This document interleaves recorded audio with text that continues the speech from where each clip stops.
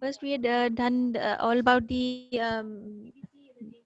CBC, the changes in the CBC. That is mostly the MCV that we will be looking forward to, and then the peripheral smear with the oval macrocytic changes and the hypersegmented neutrophils that may be there, and also there's megaloblast that may be found in the bone marrow.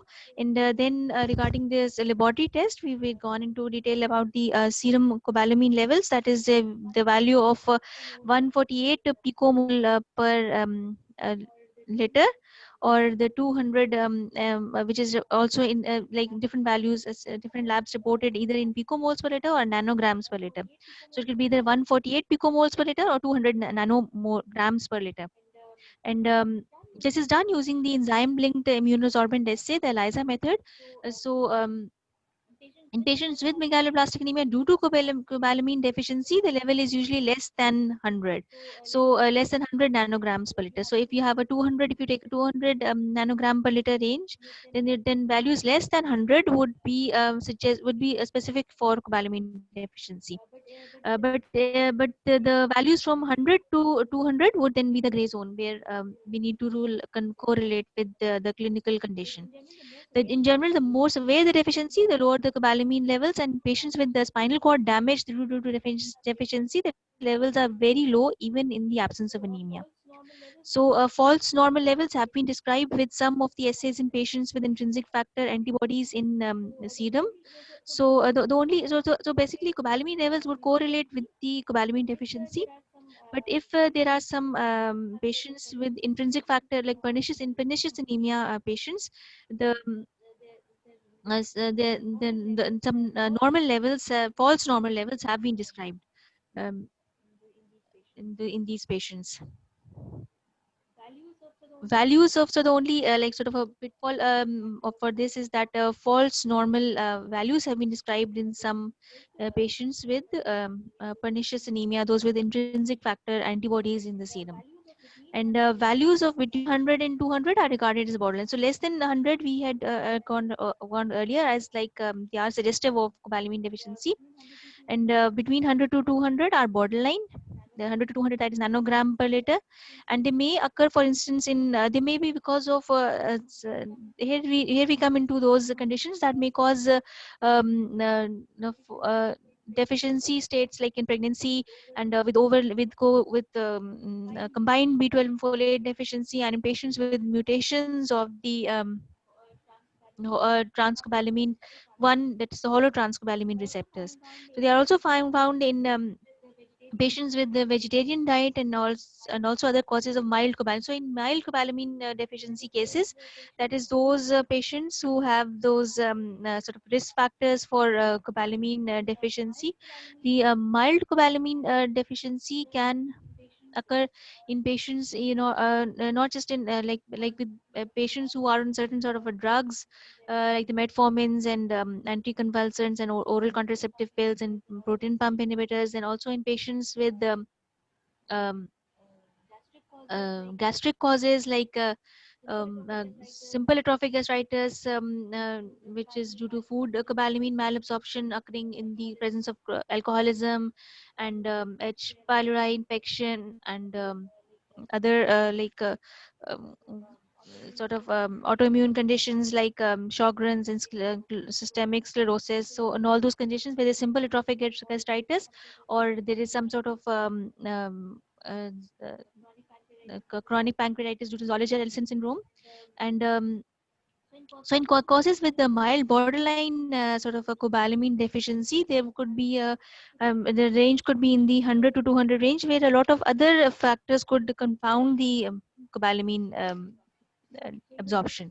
So even if the diet is sufficient, and even if the patient does not present clinically with the certain features of cobalamin deficiency, the risk factors for cobalamin deficiency are still there. So those are those patients that will present in the 100 to 200 borderline zone, where they need to be worked up for the cause. It is they could build up a cobalamin deficiency, and the relative concentration of holocobalamin and transcobalamin also influence the total serum cobalamin level. So the values of transcobalamin 1 and transcobalamin 2 and 3, the relative concentrations of these could also influence the total serum cobalamin levels.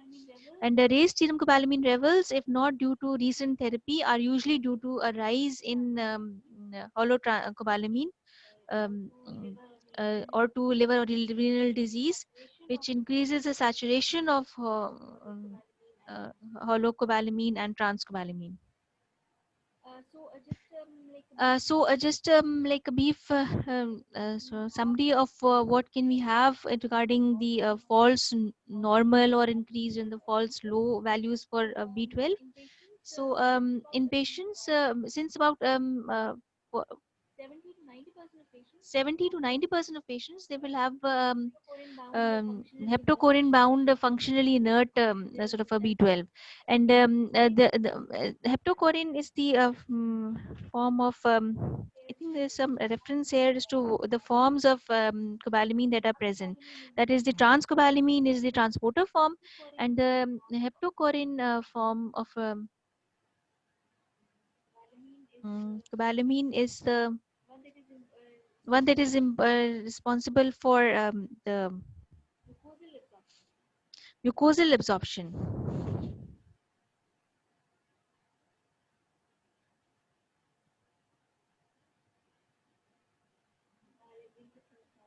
Let me just confirm here. It's HC, they have written this is transcobalamin 1. So the transcobalamin 1 is the form that is this is the form that is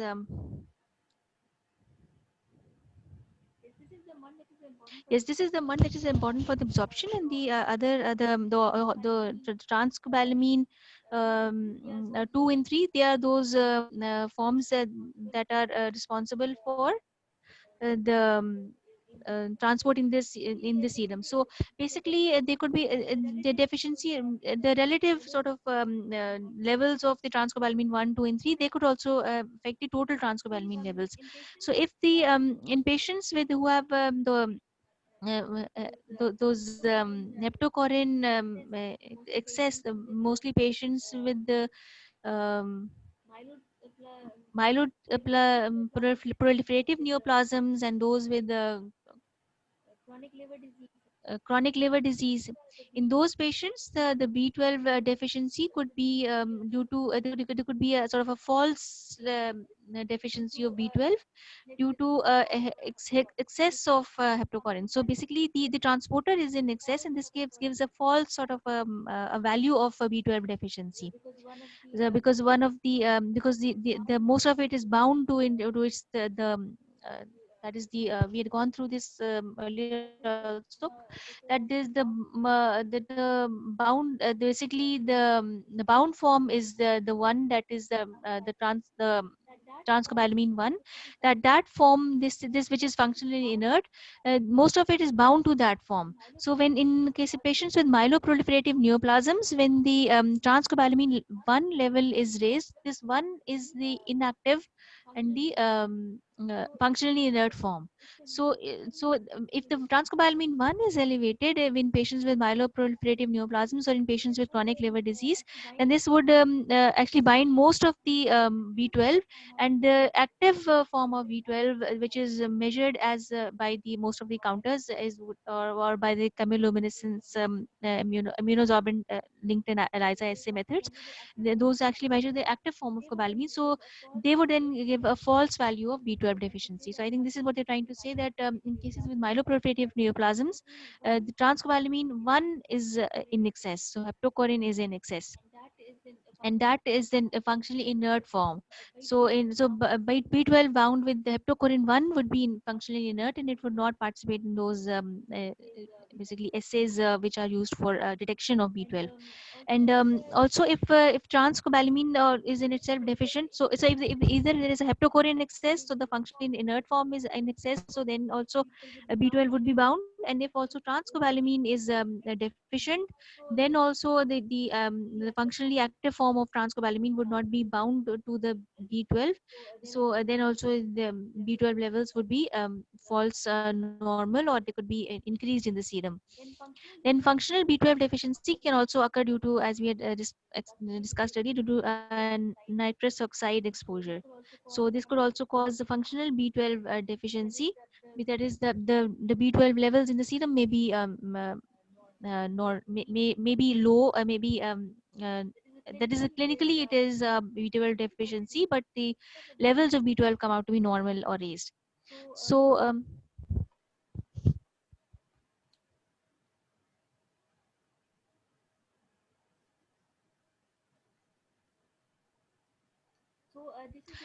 these are the causes when we have false normal or increased B12 levels. That is either the heptocorrin is in excess, or the transcobalamin 2 or 3, which are the bound forms, but which are functionally active, they are deficient. Or either there is functional B12 deficiency due to nitrous oxide exposure. That is, most of the cobalamin is trapped within the cytoplasm, bound with the methionine synthase in the which is functionally inert, and it is not converted to its active cobalamin 1 valency. So either there's heptochlorine excess, transcobalamin deficiency, or cobalamin 2 plus state where it is trapped within the cell. So then false low values can occur when there is inherited benign deficiency of transcobalamin 1. That is, the functionally inert form is when there's a deficiency of the transcobalamin 1, inherited deficiency of this form of transcobalamin. So if transcobalamin 1 is although it is functionally inert, it binds about 70 to 90% of the transcobalamin. So if there is a functional defect of the transcobalamin 1, it would it would lead to falsely low levels of serum B12. It would not bind most of the B12, and uh, this would be the serum levels of B12 would also be low. In mega doses of vitamin C, and those with those who have vegan diet, and those also, of course, the B12 levels are low. And multiple myeloma patients, due to paraproteins interfering with the assay, they also have sort of a falsely low B12 levels. And so most of the other causes of B12, that is those with vegans also, these are like those associated features which may cause B12 levels to be low, even without a clinically suspicion, without a clinical features of B12 deficiency. That is, vegans, elderly, oral contraceptives, pregnancy, and severe folate deficiency, which causes a sort of uh, features of causes levels of B12 to be low in the sebum. So all these causes which either interfere with the assay, that is the multiple here the interfering factor is the in multiple myeloma are the paraproteins which interfere with the assay, and they cause the falsely low B12 levels, and falsely normal or increased B12 levels were found with the heptochlorine excess in myelo proliferative neoplasms, and they also cause this defect in the B12 with the functionally inert form.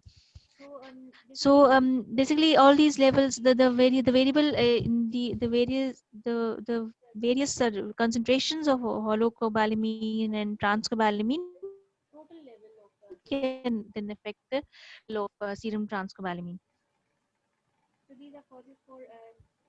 So these are causes for false high and false low values. Then we come to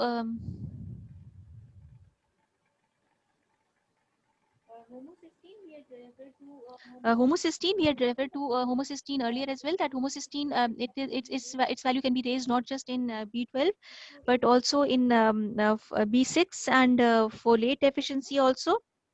And then it's also raised with the renal disease, chronic renal disease, and also in those patients with the methyl tetrahydrofolate genetic polymorphism.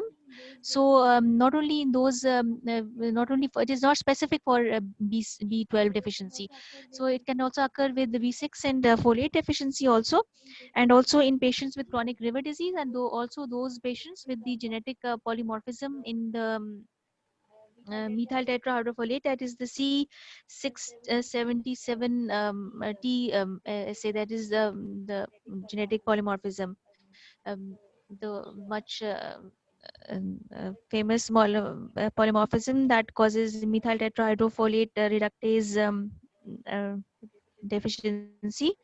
this is the C677 T polymorphism.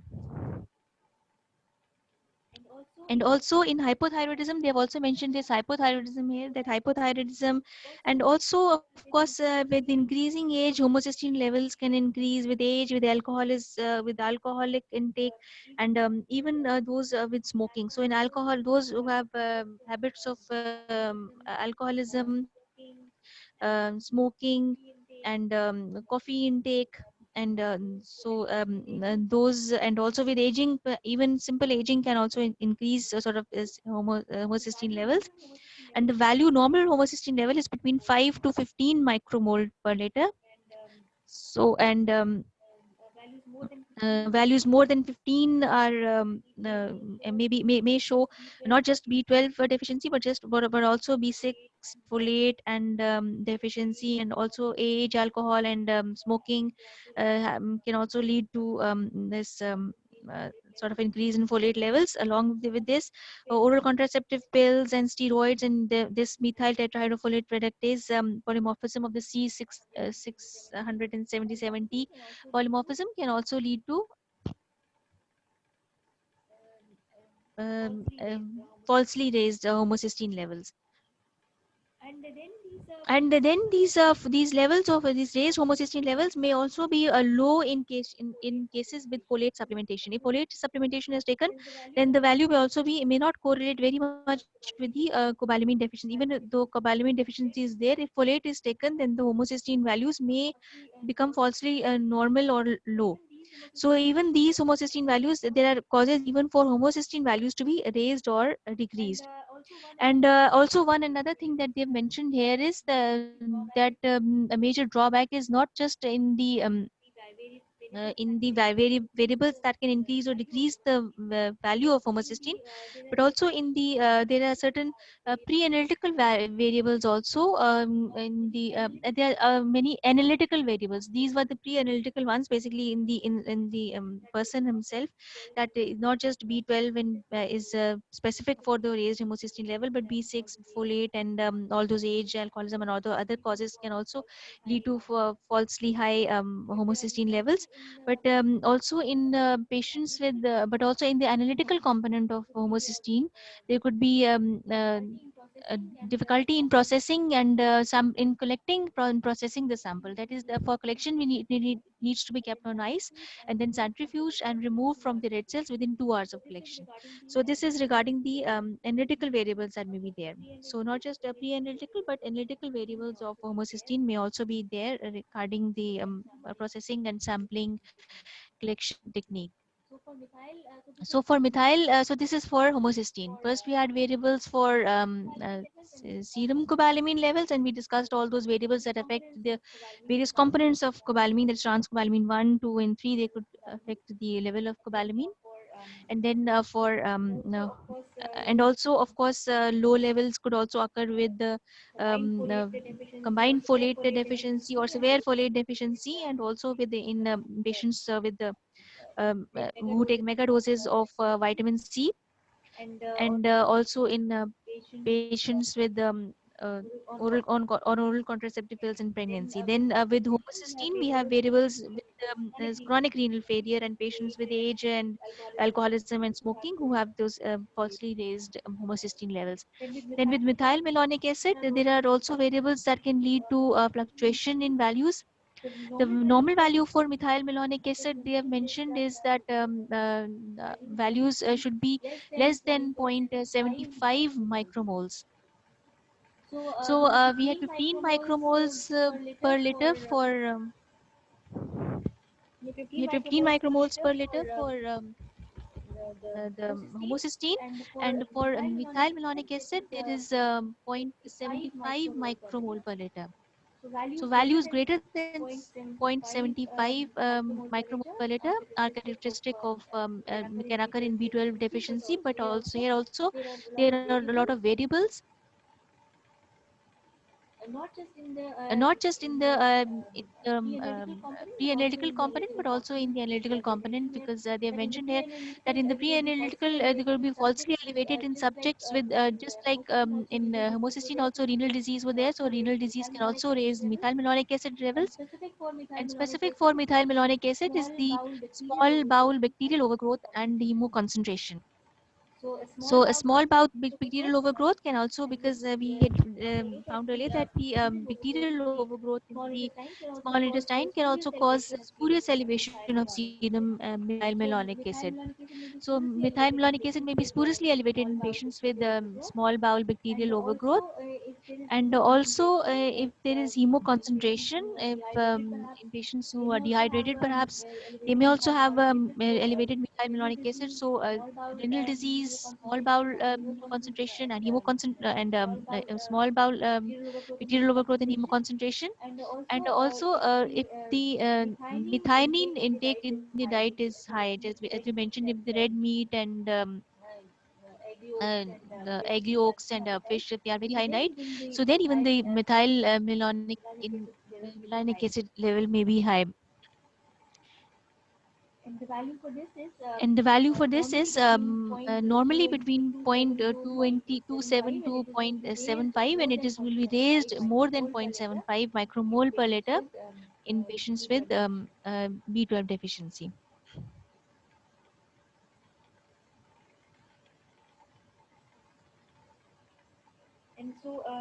And so these finding brings into question the exact cutoff for normal methylmalonic acid and homocysteine levels. And also now regarding the analytical component, for homocysteine, it needs to be transported on ice, and centrifuge and plasma needs to be removed within 2 hours of collection. For this methylmalonic acid, they use this gas chromatography mass spectrometry. This is a high cost test which has prevented its widespread use, and there is no routine national quality assessment scheme. So basically there are no national reference essays for the measurement of methylmalonic acid. Also the high cutoff reference also, because the normal range is between 0.27 to 0.75 micromole per liter. Now GWG recommends the this working group. This recommends collaborative national studies to determine the reference ranges. So basically, there are the reference range regarding the analytical component. The reference range for methylmalonic acid is not specified. It is also unclear at present whether these mildly raised metabolite levels have clinical consequences, and how many of the subjects will progress to clinically overt cobalamin deficiency.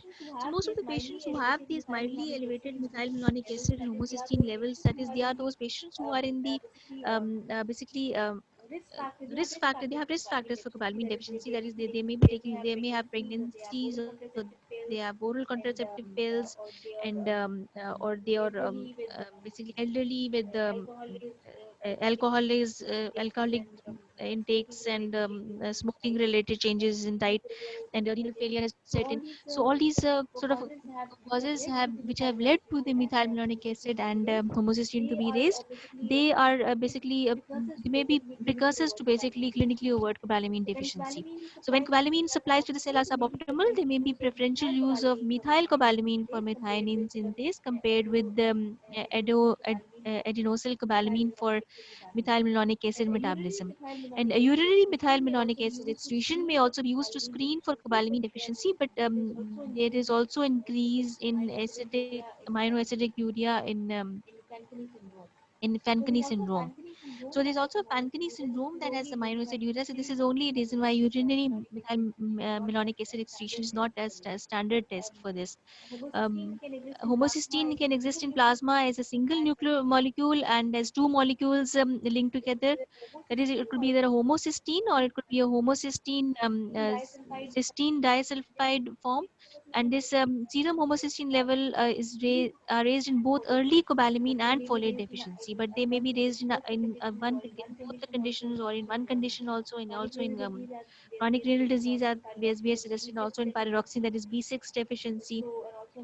So, and also in patients with oral. So there are a lot of variables that can increase homocysteine and methylmalonic acid levels, and they may actually just identify those conditions.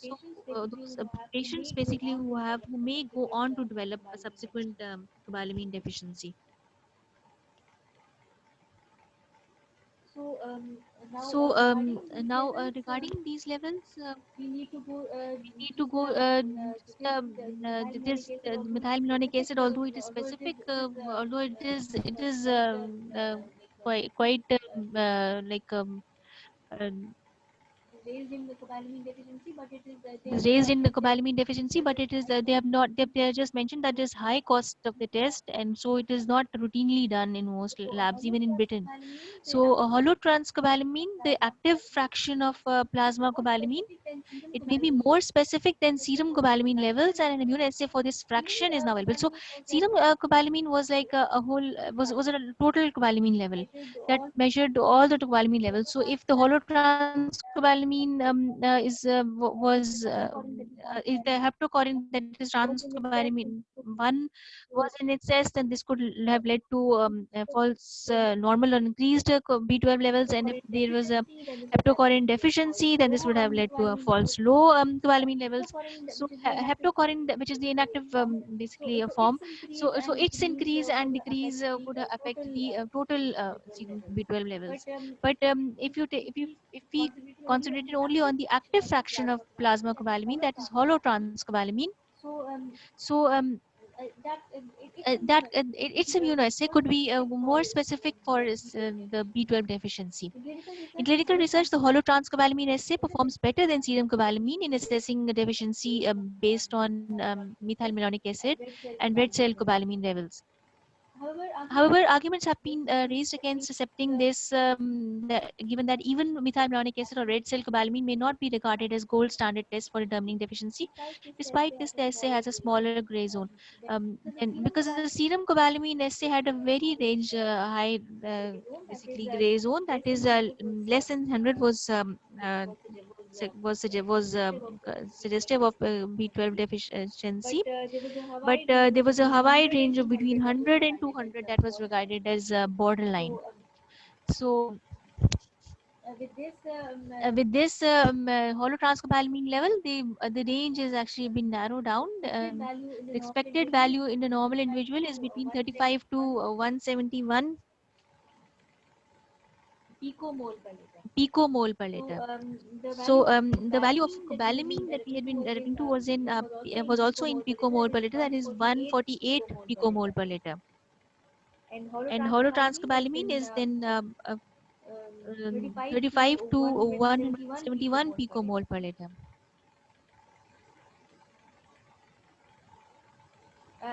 And this was also the first metabolite to be decreased in B12 deficiency. So the methylmalonic acid and homocysteine levels, they are sensitive and specific, but they can they can be elevated even several days after treatment.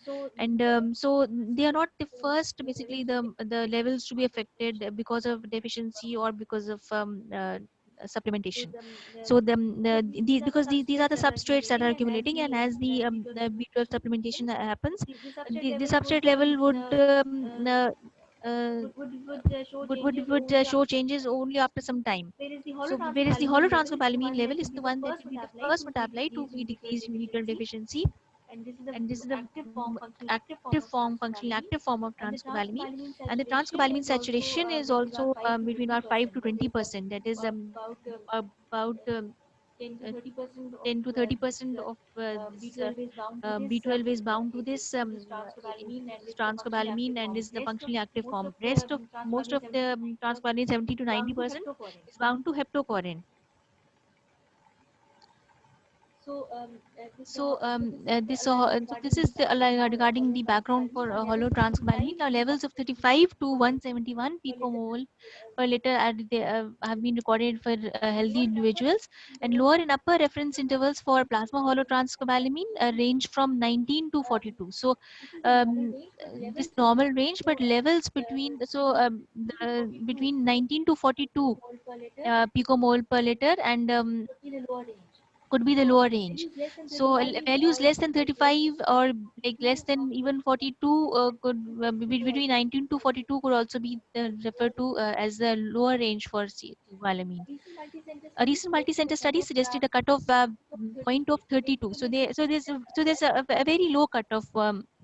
There's a very low gray zone, that is between 30s and 40s. Basically, values the normal individual has between 35 to 171. So the reference range for 35 to if 171 is the reference range for normal individuals, then we have here between about 19 to 19 to 42 and 134 to 157 picomole respectively, the lower and the upper reference intervals.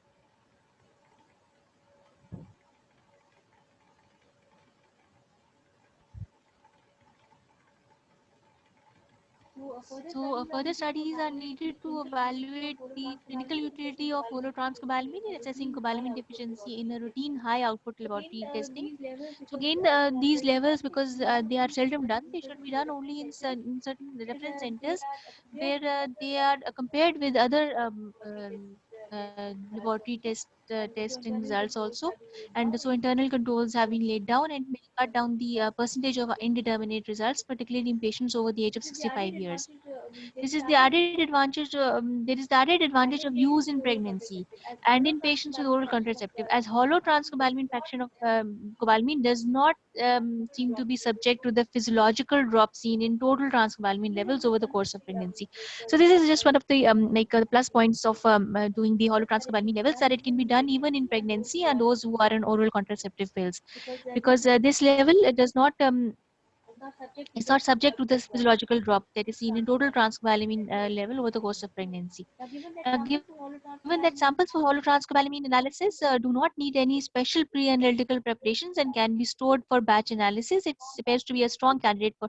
So basically, they do not have all those pre-analytical preparations, those that need to be when we're assessing them. So there is not that storage requirements like homocysteine and methylmalonic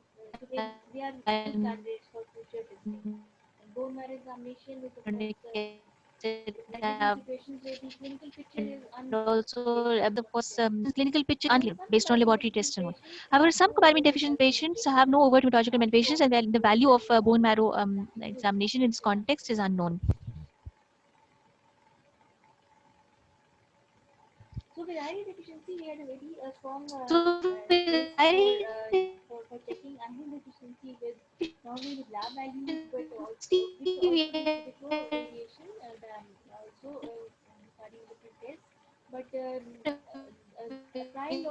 very strong case, not only lab values, but which was like enough to even complement the diagnosis of iron deficiency. But in these cases, where there's a lot of mixed picture with cobalamin deficiency, so there is still a lot of uh, uh, gray zone as to whether the bone marrow needs to be done or not. So because the blood film would also be inconclusive, it would just show over macrocytes and hypersegmented neutrophils, and which can occur in both the folate and B12 deficiency. Then the folate and B12 assays, they need to be assessed concurrently due to the close relationship in metabolism. And they have outlined that the reporting as in picomole per liter is the one that is to be encouraged. Most of the labs had been earlier using nanograms per liter. That is why even in Hoffman they had mentioned that values of normal values to be less than 100 nanogram per liter, and 100 to 200 to be in the normal range. They've said that 148 picomole per liter is the reference reporting. Providing the result of a result, that is whether it is in relation to the lipsanthus. So false low serum cobalamin can be seen in the presence of folate deficiency or technical issues. So serum cobalamin levels, we had earlier noted that they can be low in cases where with not only in folate the deficiency, in severe folate deficiency, also folate if there is a but also in technical, but also due to technical issues, and also due to associated conditions like as they they could are be mentioned in multiple lot myeloma, in multiple myeloma or interfere with the assay. paraproteinemias, they could So be the assay, there interfere could with be the assay. interference with the assay. So So the it assay, there falls could be interference with the low assay. So value it falls tucobalamine, a low tucobalamine low deficiency. You have certain values conditions that of interfere with the tucobalamine assay could because tucobalamine is done by the ELISA method. occur So in multiple myeloma is the one that is less. is the one So I that will is this tomorrow, inshallah, and then we do the treatment part as well, which contains many the algorithms for the diagnosis of B12 deficiency. diagnosis of B12 deficiency. So I guess I'll just end the meeting here because So I guess I'll just end the I think meeting we're here out of because time. we'll begin running out of time. I think again. So Yes. we'll do this. We have gone through much of the lab diagnosis. That is all the variables for serum cobalamin, holotranscobalamin, methylmalonic acid, and Again, homocysteine levels. just And about then the just the details about pernicious anemia, its interpretation, the lab test for its and the treatment diagnosis, part of and the treatment part of the cobalamin deficiency. We'll inshallah go through tomorrow, and algorithms there'll that be a we lot of discussed in algorithms that we can discuss regarding this. And then we will inshallah go through the folate deficiency in subsequent session. okay, so with this I think I Okay, will so with just this I end the think I will meeting, just and end the meeting, thank you and everyone for thank you joining in. everyone for joining in. Uh, And,